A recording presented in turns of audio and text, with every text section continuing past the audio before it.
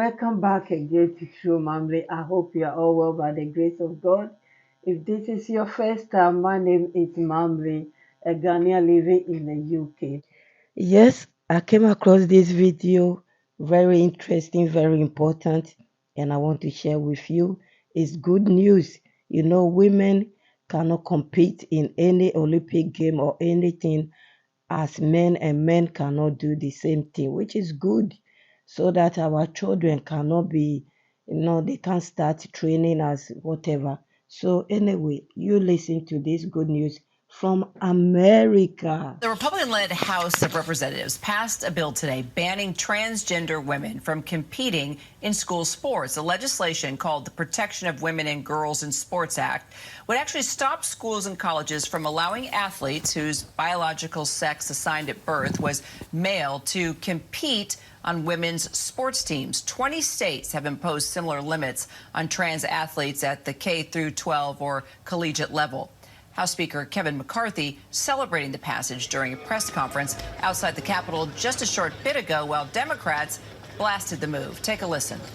Today is a great day for America, for fairness, for families, and most importantly, for female athletes. House Republicans pledged before the last election their commitment to America to protect women and girls in sports. Today, we kept that promise. The NCAA already has a policy as it relates to this issue. So does the International Olympic Committee.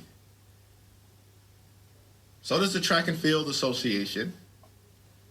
And many high school athletic associations have this issue addressed.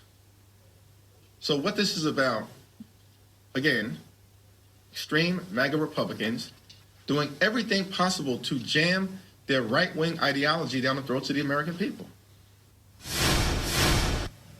Our Jay O'Brien following this and here to just continue the conversation. Jay, let's just talk, first of all, about this legislation and what exactly it would do. And really the reality is it's going to get knocked out on the Senate level.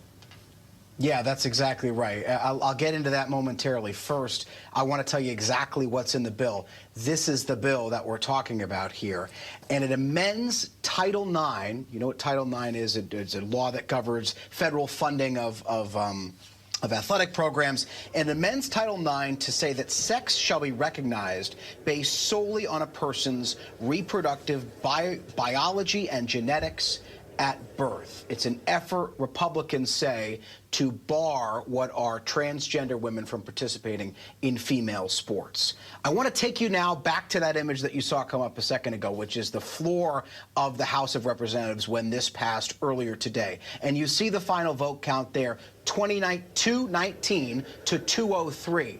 That is a sign of a bill, those numbers, passing along party lines. Not a single Democrat. The nays are all Democrats. The yeas are all Republicans. This passed entirely along party lines. And you saw the division in arguments in that sound from Kevin McCarthy and Hakeem Jeffries. McCarthy saying that this is an issue Republicans are rallying behind. He says this is an issue on fairness in athletics. And Hakeem Jeffries in that press conference earlier saying that this is a solution in want of a problem. And he accuses Republicans of trying to sensationalize an issue that, as Jeffries puts it, is not really there, Kira.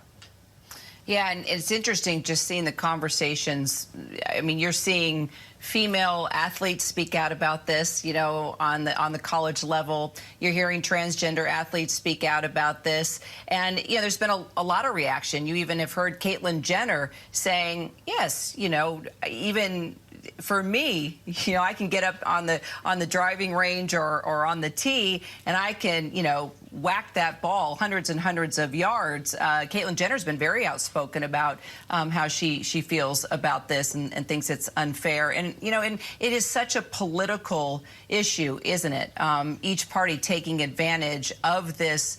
You know, it's a hot topic right now in our country, and lawmakers are reacting fiercely.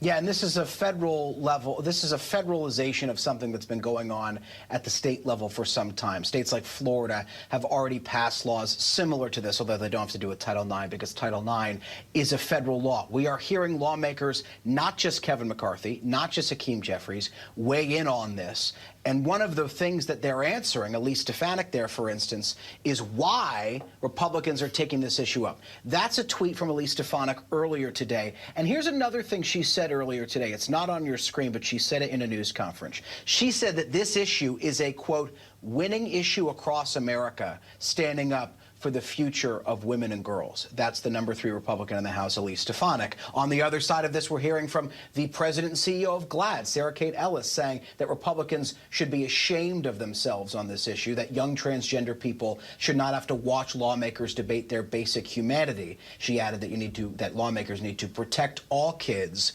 and let them play. Now, you mentioned the path that this bill would have in the Senate, and it has virtually no path in the Senate. You need 60 votes, a bipartisan number of lawmakers to pass anything in the Senate, and the Senate is controlled by Democrats. So you need bipartisan support to pass anything, and that chamber is controlled by Democrats. So there is no chance, I would say very little chance, let's say, that this bill would pass in a Democrat-controlled Senate, even be brought to the floor. And the president has said even if it were to pass in that Senate, which is extremely unlikely, he would not sign it into law. So this is what we call in politics a messaging bill, that if you control a chamber, which in this case Republicans do in the House, you pass bills to force issues into the conversation, to force your opponents, in this case Senate Democrats, to get on record, and House Democrats as well, to get on record about this issue and to create conversation about this issue. A messaging bill clearly at play here.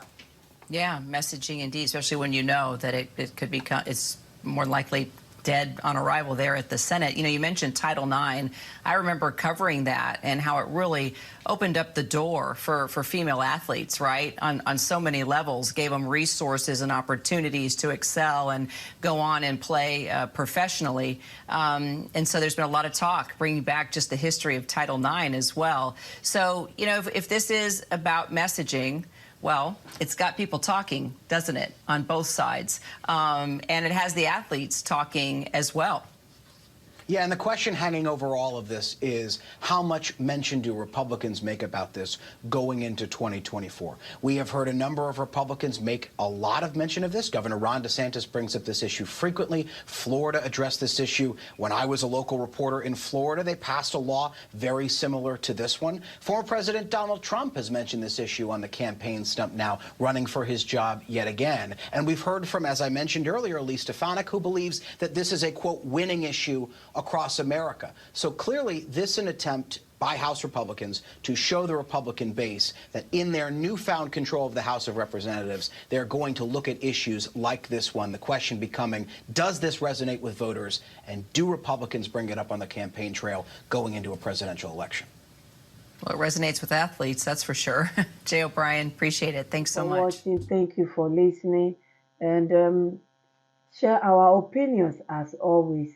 God bless you. I will see you soon. Bye-bye.